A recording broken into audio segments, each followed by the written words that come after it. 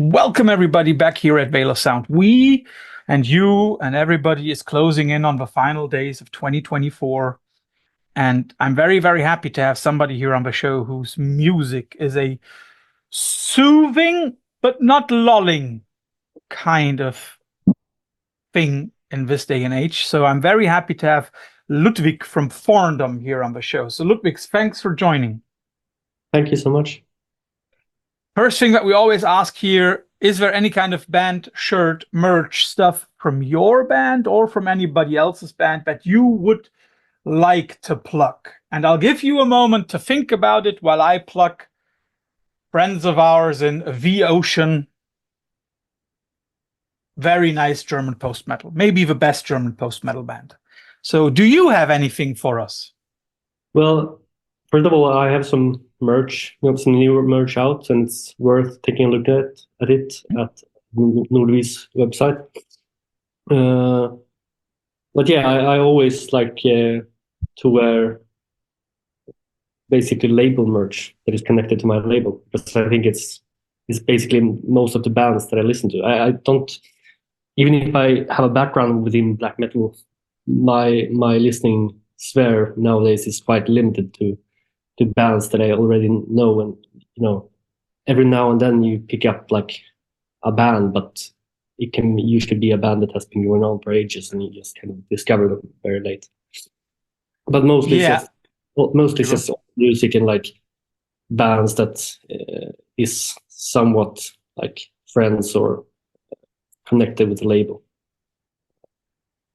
It's very good that you talk about your own label, because on Nordvis, you just released your new record on December 6th called Moþir. We'll also come to the title and also to the connection to the record before, to Favir. Ludvig, is there anything particular about the connection between the earth and yourself, where you say that is something that draws me there? Because when I listened to Moþir, I had a sense of a very earthy record, a very down-to-earth record, but also in the good sense sound-wise, a very elegant, earthy record. Yeah, I mean, partly one idea of the album was to connect to the earth, to everything that is belonging to nature. And that's also why I was very limited with the amount of synths. Like on all the other records, I always used like a bass drone synth in the background, but now I completely released that. And even though there are like synthetic effects, like digital effects and analog and whatever, it's all like only limited to effects, no kind of instrument that is digital in song. So it's all like an acoustic foundation and like instruments that is basically built out of nature itself. And that was very important for me making this album, to really have that in the back. And of course, nature in itself plays a very important part in this album as well, because it is very much, or many of the songs are connected to the mother, to nature, and yeah. So I think it's natural. You indirectly already answered one of the questions that I wrote down for myself. Would you say that the female is more natural, whereas the male is more cultural in a sense? Yeah, I mean, that's an old religious or academic idea that, the man is the cultural, the woman is the non-cultural, more connected to the natural stuff. And somehow I kind of find that idea kind of fascinating. And even though it's not really, I would say morally correct to say that today, I kind of still find this idea kind of inspiring, and it has been like affecting societies and how people look at men and women throughout the ages.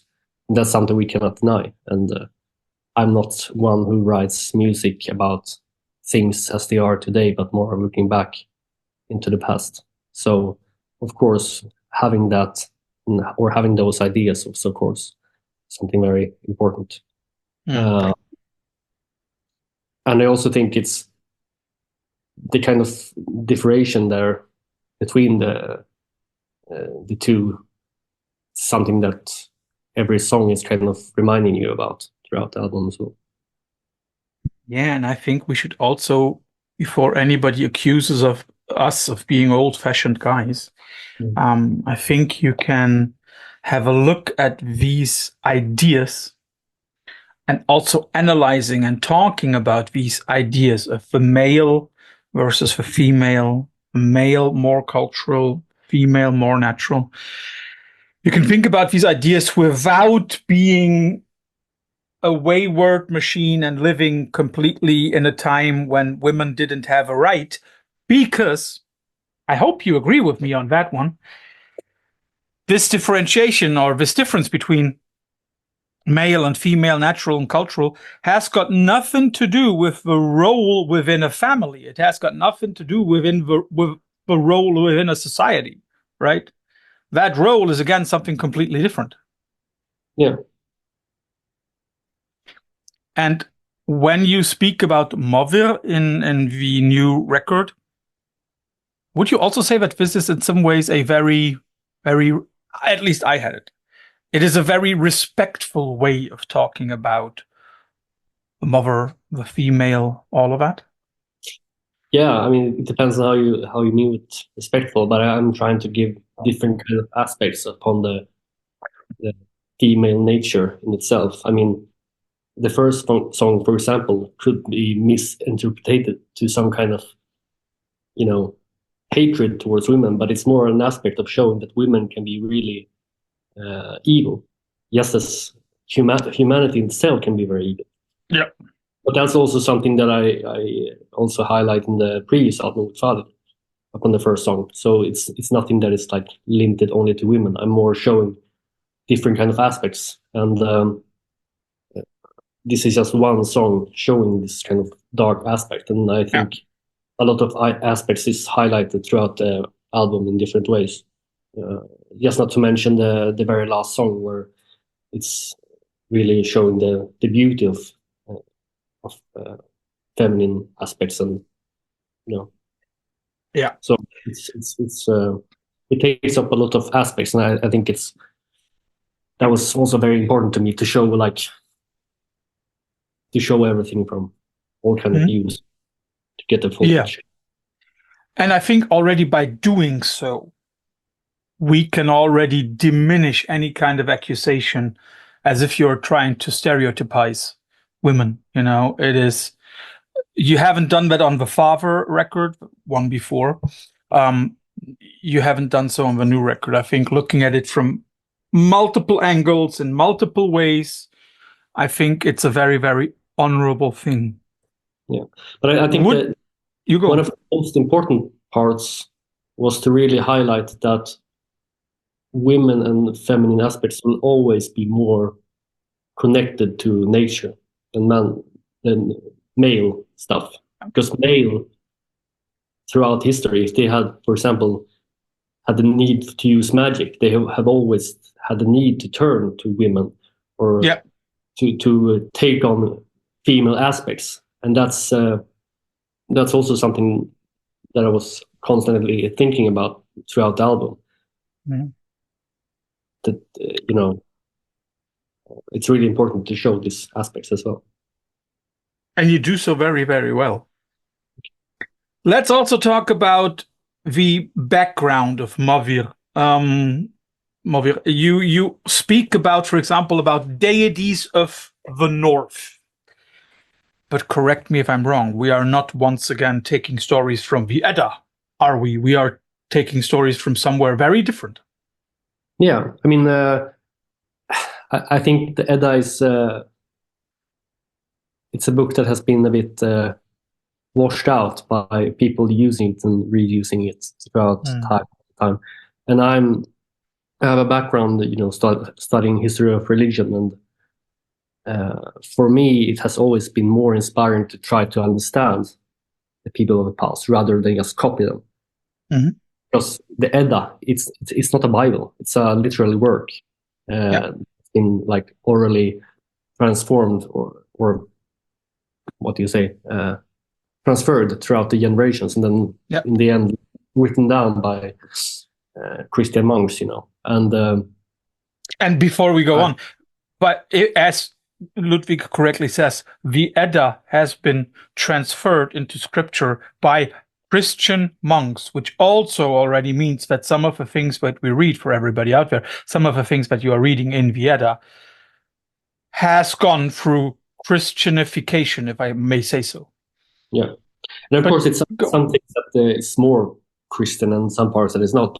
But that's also what you get to learn as a historian of religion, to kind of see these kind of things.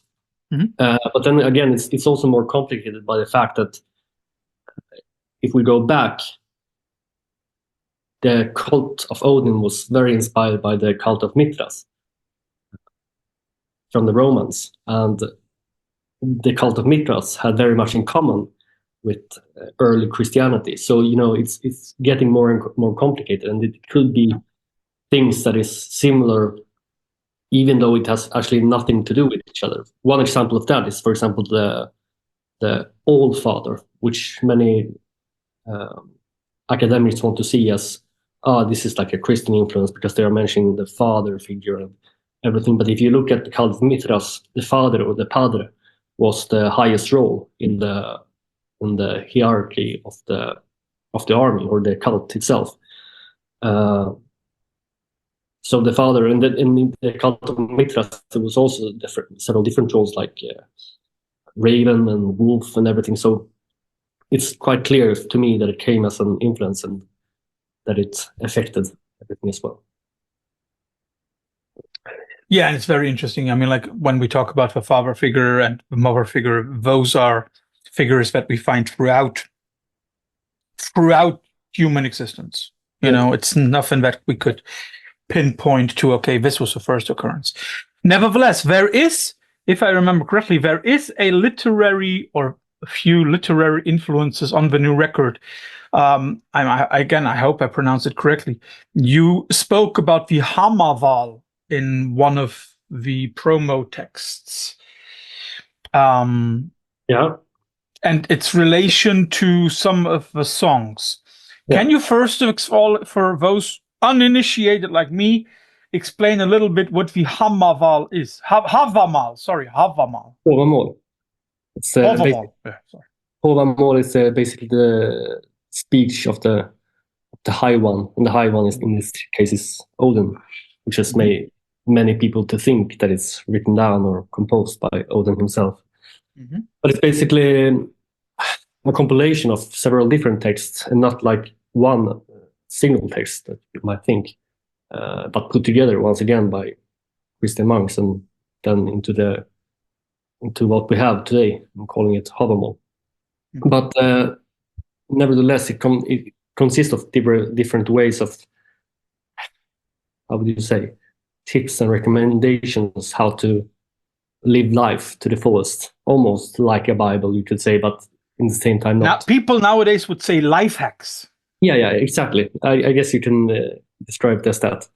But it also, the parts that I got inspired by was basically this Galdra songs that Odin mentions towards the end, after his mentioning of the famous hanging, that he hangs in a tree for 9 days and everything.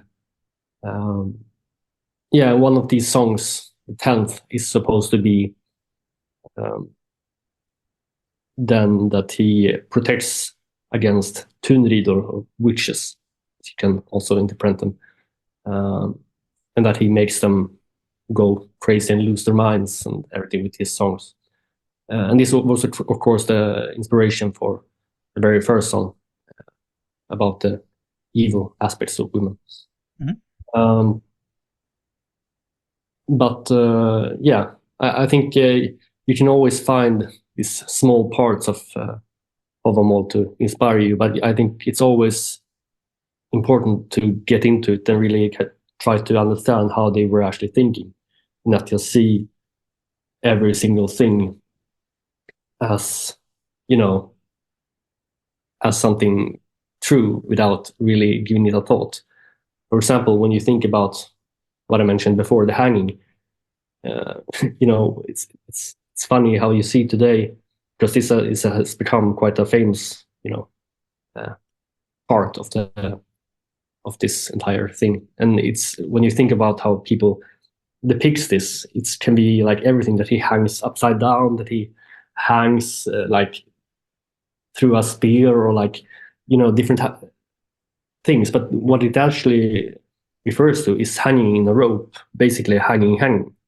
And that's also something you have to remember, that Odin is the god of the hanged, and the hanged is also related to the criminal aspects. So Odin is also the god of the criminals, or the people standing outside of society.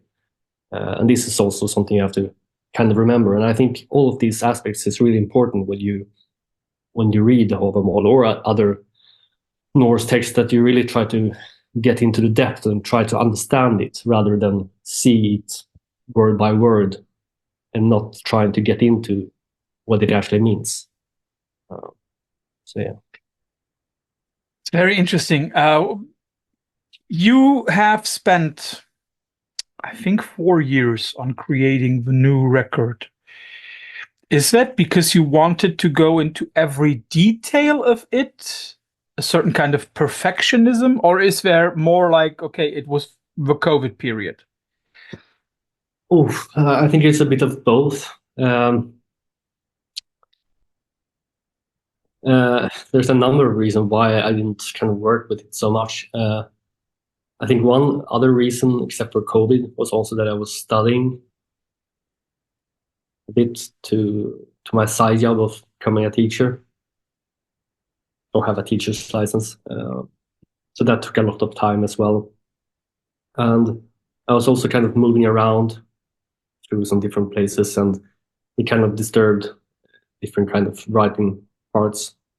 In the end, I ended up in a place that was kind of nice, and I actually wrote the foundations of the album, and then I moved again before it was fully recorded. So all these kind of things kind of stirred up in the recording process and writing. But in the end, I was able to finalize it. And yeah, it took some time, but I'm also this kind of person who likes to let things take time, not be too rushed.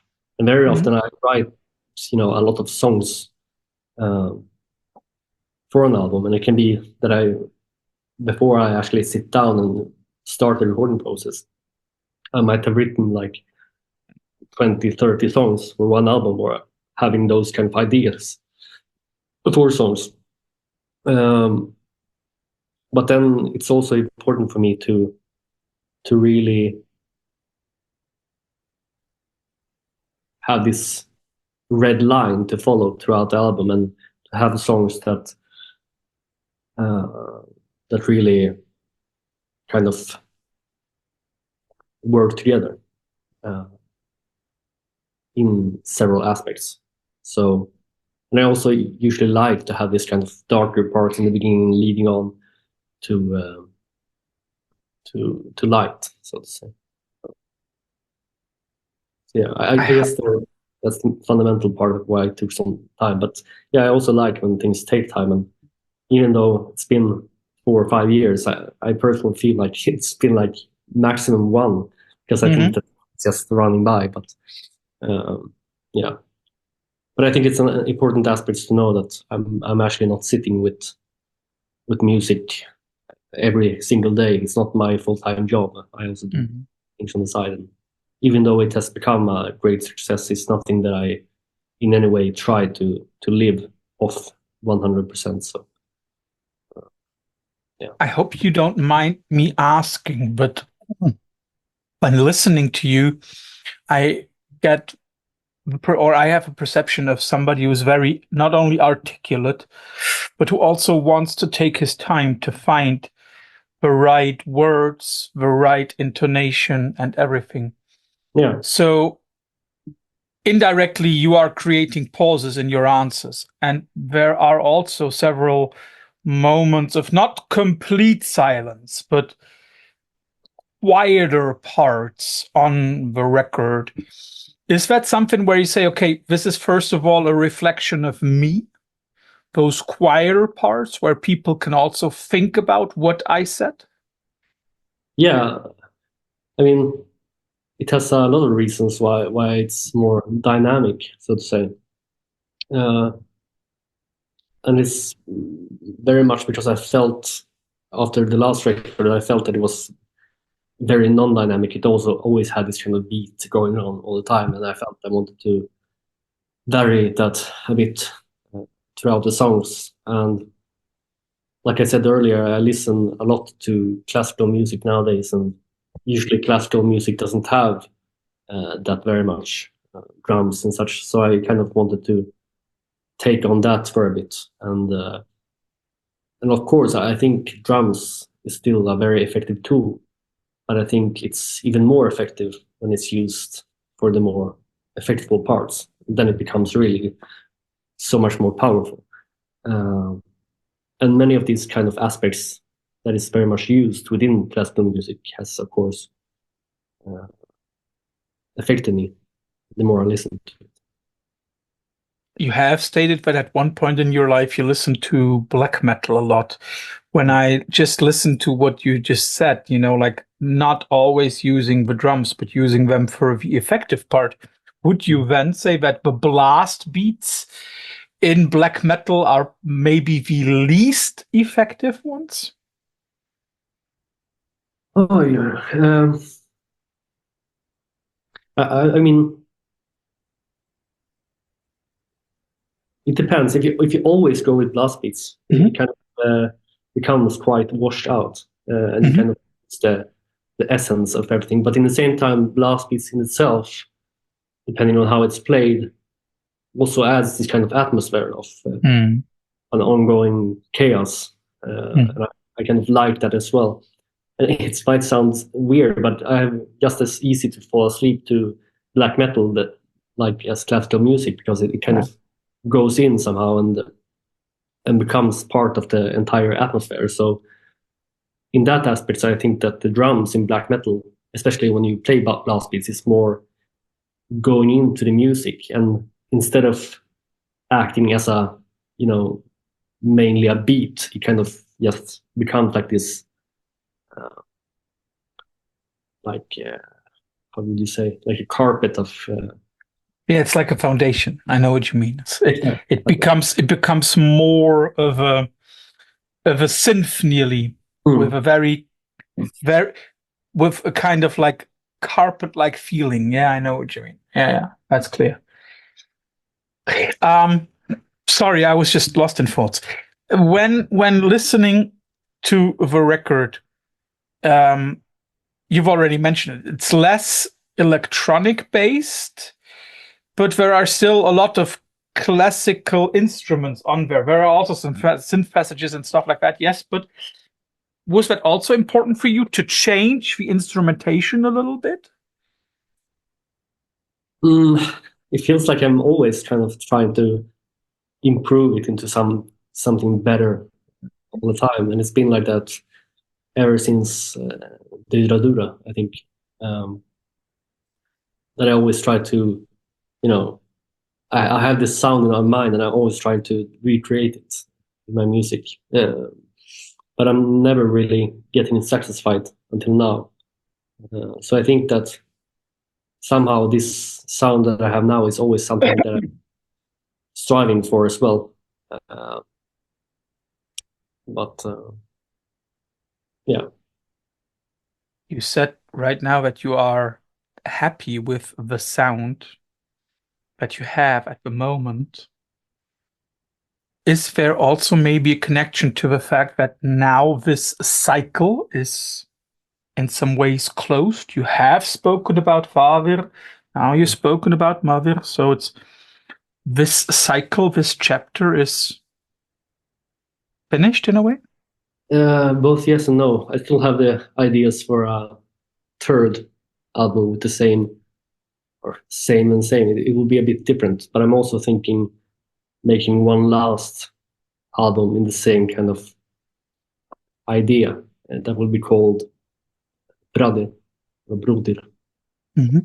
So basically reflecting upon brotherhood and very much then also reflecting upon human relations and also war and such things. So that has become really important for me. And I even, as part of that, I even decided to move. I've always been living in the countryside almost all my life. But now I moved recently to the city of Norrköping. And I live quite central as well. And one of the ideas for that was also to get more human relations and to meet people and see how different parts is and yeah, to just get closer to humanity basically for good and evil, and that part to be like within what I'm actually writing about is really important for me to really kind of try to understand it. But you chose Norrköping. You didn't choose Malmö or Gothenburgs. You chose like one of the cities for sure, but not like the mega cities. That is very interesting. But I can see what you mean. I used to go to gymnasium, just like high school here in Sweden, in this town, and I really loved it. Even if it's a quite big town, it has around 100,000 inhabitants, which can be considered small to some, but here in Sweden it's relatively big. I think it's the maybe 10th or 11th biggest town in Sweden. But I really like it. It has this kind of nice, a bit post-industrial atmosphere, a bit like what would you say? Like a bit like some British industrial towns in northern England, and a bit like I heard also people comparing it to Hamburg, for example, in Germany. So it has its own atmosphere, even if it is a relatively big town, the big like life.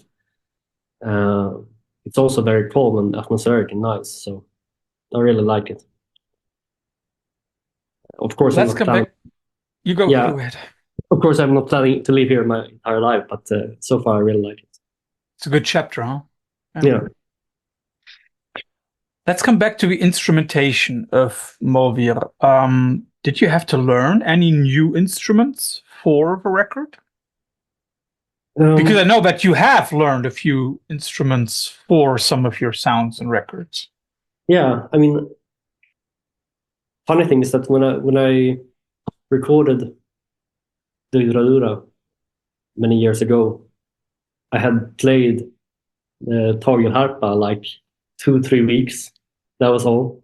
I had basically just picked it up, and then I had been signed to Nordvis, and he asked me if I'm going to write some new album, and I said like, yeah, I will try to. And it was the summer, so I just basically decided to sit down with it, and then it took like 2 weeks, and then I was basically finished.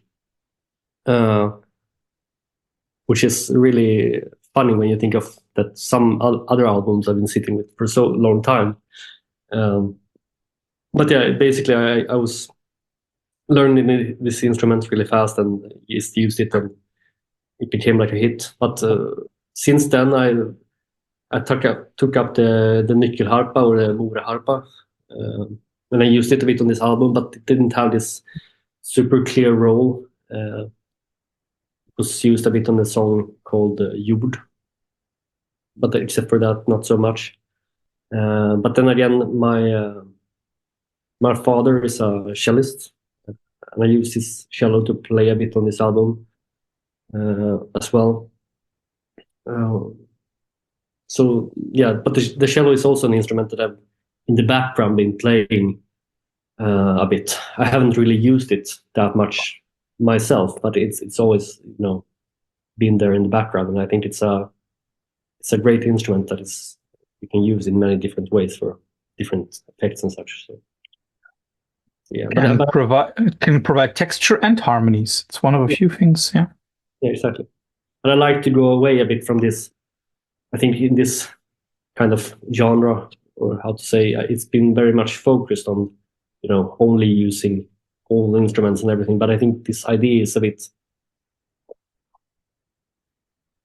silly sometimes, because if you think that you use all the instruments and then you use like a synth pad, you can prove the idea from the start. So then I just think, like, why not use more only acoustic instruments, for example? And I think that kind of more resembles the old parts. And then of course it depends completely on what you're actually playing on the instruments as well.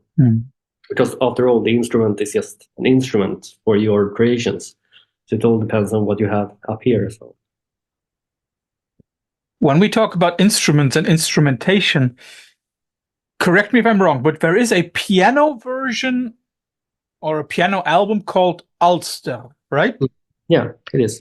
Will we get something similar for Moþir? Because on Ulster, there were a lot of tracks from the Moþir record reinterpreted. Will we also get something like that for Moþir? Is that something that you've been playing with on your mind? Yeah, I mean, there are still many piano songs that I have never released, for example, and that only exist on piano. Plus that there are also these new songs, like you mentioned, and other songs that I thought of including in this Ulster album that never took the place. So there are still a lot of songs, and I guess that there could always be a possibility for a part 2. So there's a high possibility for that, but we'll see. Could you imagine also doing these kinds of recordings in front of a live audience? Yeah, absolutely. And it's something I've actually been thinking about a lot, that it would be great to do something like that, especially in a more atmospheric place as well. When you say about a more atmospheric place, but would you consider your concerts still concerts or rituals, as we very, very often hear in dark folk or neo folk contexts? Yeah, I mean, it depends on how you make it. If I'm playing the songs only for what they are, in the Ulster kind of way, with only piano, then it becomes more like a classical concert, I would say, and less like a ritual. Then of course you can always make it very atmospheric and such, but it will most likely be a completely different thing. While the regular concerts in itself is something that I like to look upon more like a kind of ritual and more like a almost religious thing, almost. So yeah. I'm very sure you see a difference between sacred and sacral, right? Yeah. Would you then say that during your concerts you are tapping into a sacred vein or a sacral vein? Because sacral to me is very often something associated with a Christian kind of belief. Yeah, I mean, it depends on what definition you put into the word itself. But to me, even holy can be, or sacred can be used in several different aspects. You can also have a sacred things from Buddhism or the other kind of religions, and I don't think it's right to put these words only to define one religion itself. I think it's more throughout many different religions. Else you become so limited. But yeah, I would definitely say that this kind of aspect of the sacred and such, and to have that atmosphere when I perform, is very important.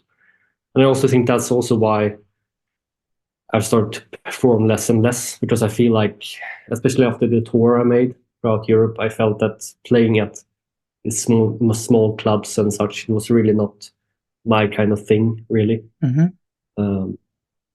And I can still imagine doing that, but I really don't like doing it, because I think to get this kind of holy atmosphere is so much harder. And then I feel like these kind of other places, like outdoors, or not least in old churches and such, it's such a more valuable place because it already has this kind of atmosphere that I'm striving for. So, of course, interesting. You go ahead. It would be a bit complicated when you use more, how to say, pagan aspects of religion with blood and such in a place that used to belong to Christianity. Of course, then again, you are exactly going in the direction that I thought of. Because first of all, for everybody, yes, it is possible to play a neo-folk pagan music kind of thing. You can even play metal in churches as long as they are so-called desecrated. That means that there will be no kind of holy mass inside the church anymore. And I find it very interesting that nowadays we get more of these churches, or church buildings, we might say. And we have a lot of different concerts in them. And when I then think of you doing a show in one of these places, in one of these churches, it's like a reconquest of a place that church has claimed for itself from, at some point, surely, pagan or heathen communities. Yeah. So I like that idea. I would also say it's a replacement of the whole community as well, because that's very much what the church has been. It's been a gathering place for the whole community. But taking it back, it's also like showing that, that there is nothing that binds this place only into Christianity, but more into the community itself. So in that aspect, I like the idea. But it's there can be quite limited in what they allow, and that's also, of course, making things a bit more complicated, because even if it's desecrated, as you said, they can still have several rules that you have to adapt to, and it's not always that it's possible to then proceed with your ideas. Yeah, I mean, like we all know about those infamous black metal concerts with pigs' heads impaled on the stage and naked women being chained to the cross in the background. We all know about that. And of course, that would not, in a sense, that would not be possible in a church. Do you like churches because of the sound? Yeah. Not only because of the sound, but I think the sound, of course, something that really captivates you when you're in there. Definitely. And it's so amazing because so often you don't really get the chance to try out the reverb, even in a church when you go into it, because then you're more like respectful to the religion and you don't go around, testing the acoustics really. But when you are in this kind of desecrated place and you can just shout out, it's such a powerful experience to just try out everything. But of course, I like the general idea of religious things, and I think that this idea of holy things is very inspiring too, no matter what religion it is. So for me, I also like churches for that aspect as well. One thing that came to my mind very quickly, not generally in your music, but in a lot of musical styles. Would you say that in some way your music is a kind of escapism? Not conscious. I'm very sure that it's not that, but subconscious? Both yes and no, I would say. I wouldn't say it's an escapist, because possibly that it was more escapist in the past albums. But the more I go, the more I kind of relate to human ideas, I would say, especially in the lyrics. Everything is not everything within the music, even if it has this kind of theme within the Old Norse religion and ideas and philosophy. It still kind of reflects upon modern thoughts and modern life as well. So in that sense, I think it's not escapist, but in the same time, it is, maybe because it kind of reflects an old religion that many would consider, dead in itself. But to me, it could, in most sense, be alive. But in the same time, I don't think that my ideas of this religion is. I've seen a lot of people today, clinging on to animism and these kind of aspects of religion, but thinking of nature as something almost alive. And to me, when you only have these kind of ideas about religion, it becomes I don't have enough words to describe it, but it just becomes a bit weird somehow, and not serious in the way I would like. I think you can unrealistic, right? Yeah, a bit. And you take away this kind of aspect about society and how religion and society is related, and you only kind of want to almost escape from society somehow. But if you escape from society, you also escape from the idea of religion itself, which is to reflect the society. And if you have this kind of animistic thoughts, which mostly like reflects shamanistic society, but then you also have to remember we don't live in a shamanistic society.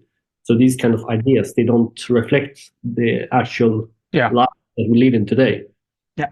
And surely we don't live in an agricultural society really today either, because most of us, the majority of people, live in cities and don't kind of grow the earth and such. But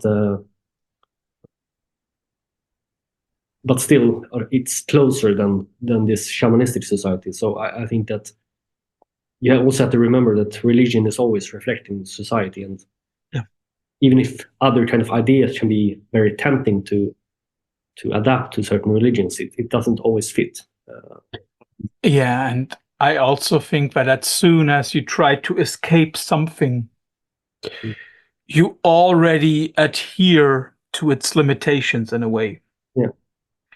Because, I mean, unless you buy an island somewhere in the middle of the ocean, where you might be able to live a lifestyle from 300-400 years ago, unless you do that, you will always be confined to the ideas, to the norms, to the ethics, and especially to the technology of nowadays society. Yeah. But I know what you mean. Yeah. Something that came across my mind right now when you said that we live in a certain society. There is this American philosopher, George Santayana, who once said that, like, those who cannot remember the past are condemned to repeat it. Would you say so too, that people who try to completely step outside our society, which, as we said, can't be possible, that they are in a certain way doomed to repeat the mistakes of the past?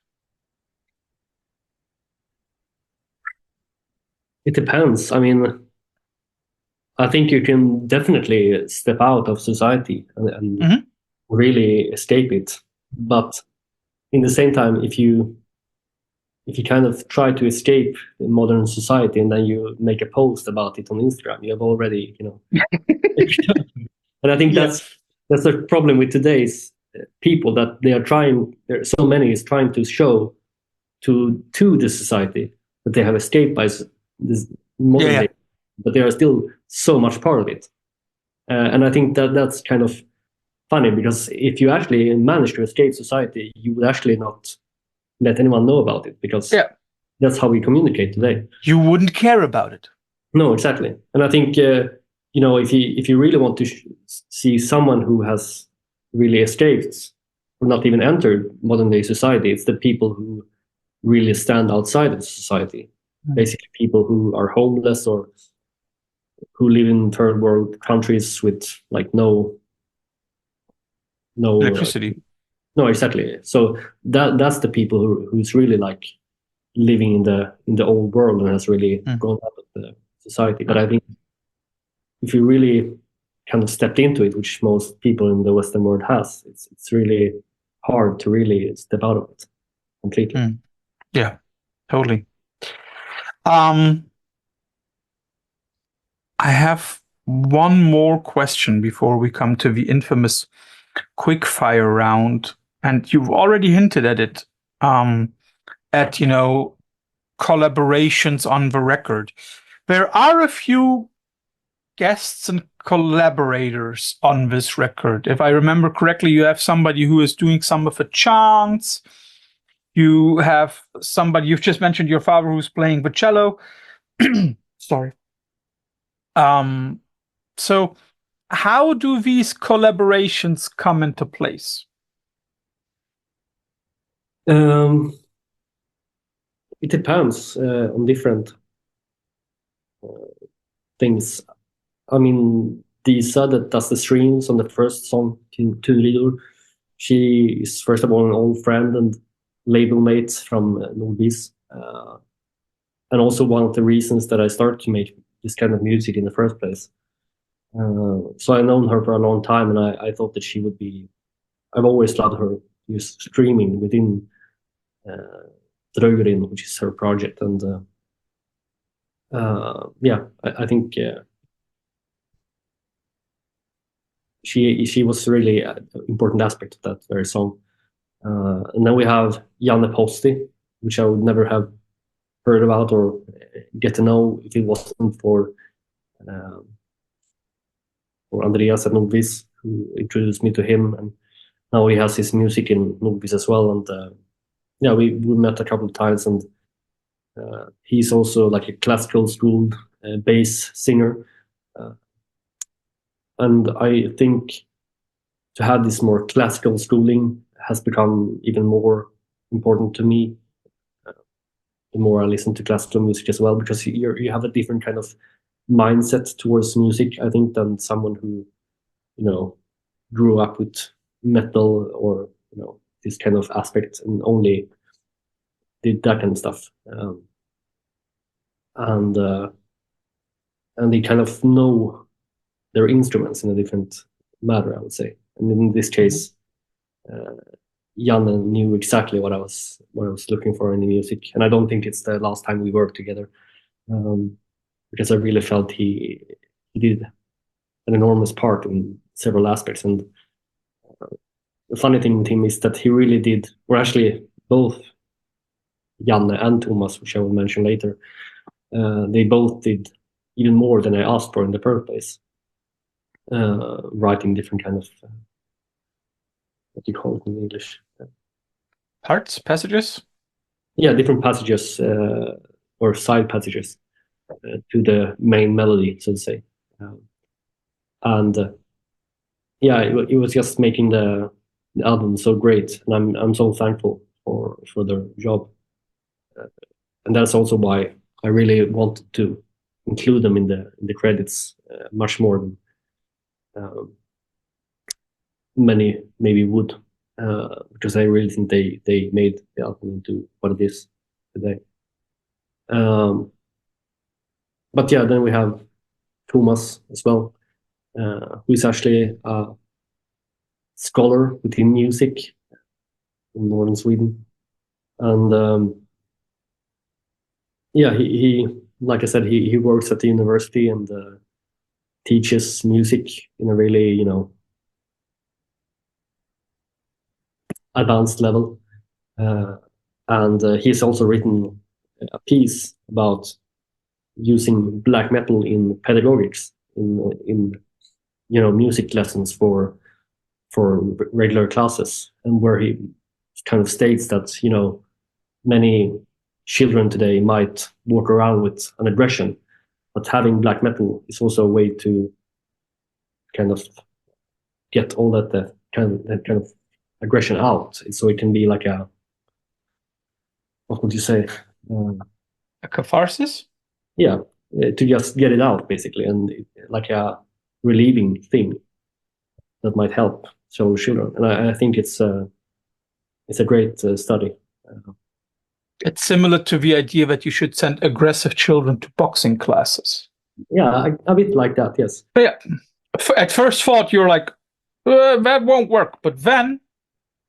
Yeah, exactly. I mean, it can be very important. And of course, these kind of aggressions can also be something that goes down when they get older. But I think to kind of have that thing, getting it out when you're a young kid, it can be quite good. Yeah. As you have now shown, there are quite a number of collaborations on Moþir. Would you consider Forndom still a one-man project?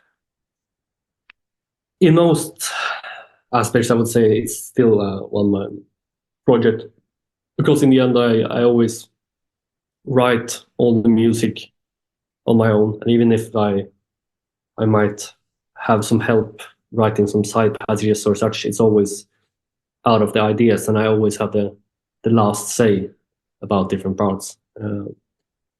So in that sense, I would say that I'm the main person or the composer behind the project. But of course, I think just as an orchestra it's not one person, but several. It's important to include the rest as well.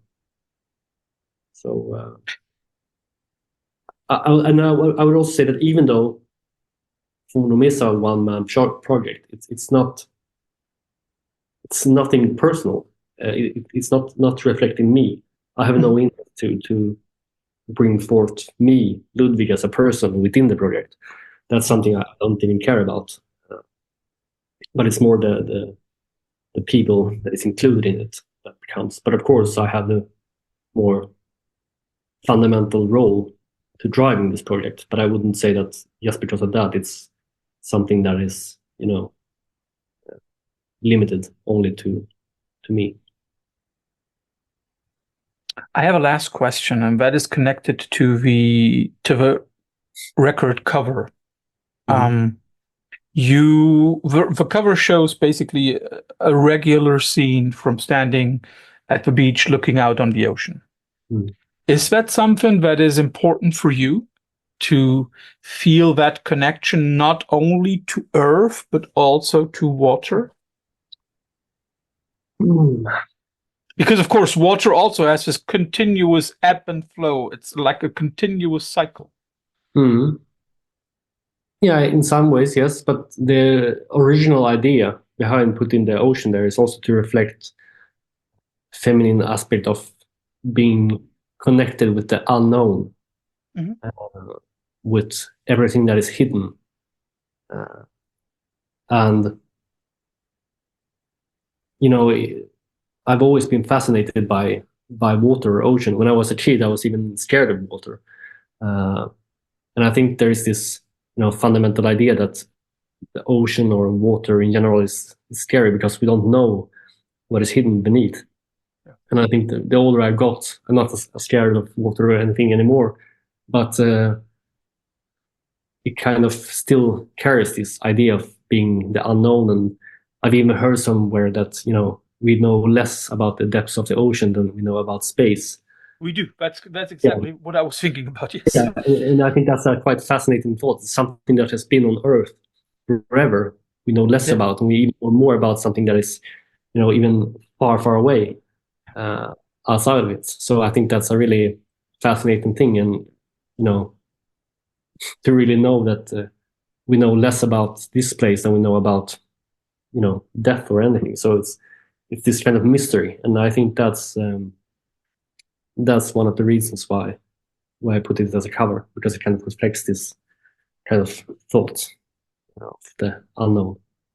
I've read a very interesting thesis a few years ago that there is a historical reason for us knowing more about space and places millions of light years away than of us knowing about the ocean. And the historical reason that scholar pointed out is the Cold War and the space race between the Soviets and the Americans. You know, they invested so much money into scientific research of space, of everything out there, that they came to a point where it would be just simply stupid to stop researching because they've already had such advanced knowledge of it. And at the same time, the scholar brought forth that exact example. He said, like, if we had invested the same amount of money into getting to know our own planet, we might probably be able to solve a few of the problems that we are having right now. Yeah. Anyway, first of all, Ludvig, thanks for all the insight into your work of process, into your work of writing stuff, and also into the new record and all the things behind it. But nobody leaves a Veil of Sound interview without having to go through the infamous quickfire round at the end. You will always get two alternatives, and you have to choose one of them. Yeah. And maybe give a short explanation for your choice. It could be something like AC versus DC, the oceans versus the mountains, Kamala Harris versus the idiot. And I want to start off with some of the music that probably more people would associate you with. Let's start off with Vadruna. I'll give you two of their records. And again, if I mispronounce it, then please. Sorry. Skald versus Runaljot Urlings. Runaljot. I'm just too bad at pronouncing these things. Runaljot. Runaljot, is that the first record? It is one. I mean, like, Runaljot was like, wasn't it a trilogy? Let's say, yes, it is one of the first. Yeah, because my absolute favorite from Vadruna is the first record, Gapvar Ginninga, I think it's called. And I guess it's always something that kind of has got back at me. And I would say that even though I really appreciate Einar and what he does, I'm so much more inspired by his early works than his later. But I guess that also goes with many artists. But if you kind of found an artist at a particular space, that's kind of the stage that you kind of associate with the band and what you go back to rather than all the new parts. That's true. I think the record you've mentioned was Gapvar Ginninga, right? Yeah, 2009. Yes, I just looked it up. Sorry. Heilung. Again, I'll give you two of their records. I hope I pronounce it correctly. Futa versus Ofnir. Actually, I have to choose none because I never almost listened to Heilung at all. Okay, which is totally fine. Totally fine. You and I have often mentioned black metal, so I'll give you two couples with classic black metal bands. Emperor versus Mayhem. Mayhem. Enslaved versus Gorgoroth. Gorgoroth. For everybody who wants to know a little bit more about Gorgoroth and Gal, we will have an interview with Gal in a few days. One connection that I've heard for Forndom more often than I would have imagined at first was a comparison to Dead Can Dance. Don't ask me why, but I've heard it. So I'll give you two Dead Can Dance records. Serpent's Egg versus A Passage in Time. The older one, if I remember correctly, is Serpent's Egg. Yeah, I would most likely go with Serpent's Egg. I'll give you two periods by the same act. Ulver, the early black metal phase, or the for lack of a better word, synth phase that Ulver is in right now? Well, I will definitely say the black phase, but I must say that some of the synth songs are really great and like part of my playlist. But like if you would say the whole part, I would definitely say the black metal. Mm-hmm. I have two more. You've been speaking about classical concerts and classical composers. I'll give you two Scandinavians. Sibelius versus Grieg. Grieg. Mm-hmm. You are smiling. Did you already imagine that being the alternative? Perhaps, yeah. But I have to say that I've been thinking about this a lot. Like when you think about all the music that is coming out of Scandinavia today, it's not always been like that, because Elias and Grieg, they were quite lonely in their time. I mean, of course, we have other composers from Sweden and Norway and Finland from that very period, but none of them were, in my idea or understanding, they were not as great as many other contemporary composers at the time. And I find it quite fascinating that it shifted so much, because today we know about Scandinavian, it's like known for their music and like tradition of having great bands and everything, but it's obviously never or not always been the case. And the last one is connected to a depiction of Asgardian and Old Norse mythology. The Marvel Asgard, with, for example, one of the Hemsworths playing Thor and Anthony Hopkins playing Odin. Is that something where you say like, okay? Or do you say like, oh, utter rubbish? Well, I would say that's utter rubbish. I know that some people are really like into like Norse religion and everything, and really appreciate this kind of series as well for their entertaining aspects. But for me, it's utter rubbish, and I just cannot stand it. Okay, yeah, I can totally see that. For entertainment purposes, I think it's great, but then again, I'm also not a scholar of Old Norse mythology.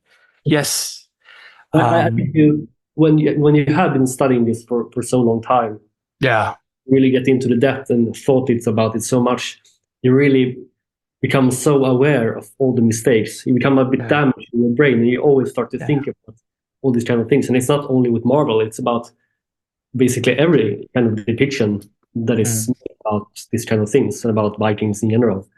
And it's a bit sad, because you become this kind of damaged, and it can be a bit hard to appreciate things that other would be maybe great, but because of your studies, you just become all ruined by everything, basically.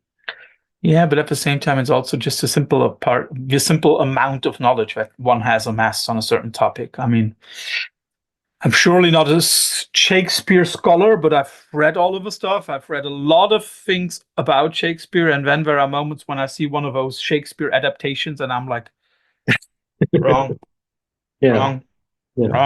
But I guess it's a bit the same, like being like a big Lord of the Rings fan or the Hobbit fan or anything. Because, for example, I didn't read the Lord of the Rings books before they actually came to the cinema. So I watched the movies first, and then I read the books. And of course, then the books become like a gold mine, but you still appreciate the movies. Yeah. But I can really imagine if you really are this kind of fan, you become so much more skeptical. Because, for example, when the Hobbit movies came, I had already read the book, and I really hate the Hobbit movies, but I really like. Yeah. I really don't get me started on that trilogy. Like, yeah, and I don't know. Maybe it's the trilogy itself, and because it's so like washed out from this book that is actually not that very long. But that's exactly the thing. They turned such a small book, to such a and it even kind of escapes from so many kind of typical Tolkien ideas. So yeah, it just kind of went way too far off. Yeah. By the way, before anybody now accuses me of hating Marvel, it's quite the opposite. I love Marvel. I grew up with those comics, and I also have the same problems with a lot of Marvel movies because they just simply twist and turn a lot of the characters in there.